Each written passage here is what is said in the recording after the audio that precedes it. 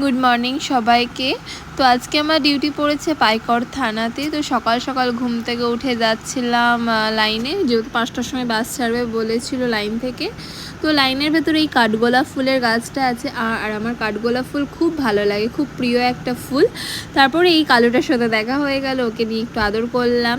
তারপর বাস ছেড়ে দিল, ওখান থেকে আমরা চললাম পাইকড় থানা। তো এটা হচ্ছে তিলপাড়া ব্রিজ, সিউড়ি। তো তারপর ওখানে পৌঁছে গিয়ে চা খেলাম, প্রচণ্ড মাথা ধরে গিয়েছিল, তাই 1 কাপ চা খেয়ে নিলাম। তো এটা হচ্ছে পাইকড় থানা পুরোটা। আর তারপর ওখান থেকে বেরিয়ে পড়লাম ডিউটির জন্য, যেখানে ডিউটি ছিল। তো এইখানে হচ্ছে এই প্রজেক্টটা ভাঙা হচ্ছিল, তার জন্য ডিউটি পড়েছিল। তো ওখানে আমাদেরকে কোল্ড ড্রিঙ্কস খেতে দিয়েছিল, একটা জলের বোতল দিয়েছিল ডিউটি করতে গিয়ে।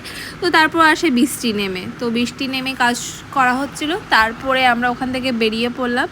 তো আমি ওখান থেকে বেরিয়ে, আমি যেহেতু ডিউটি শেষ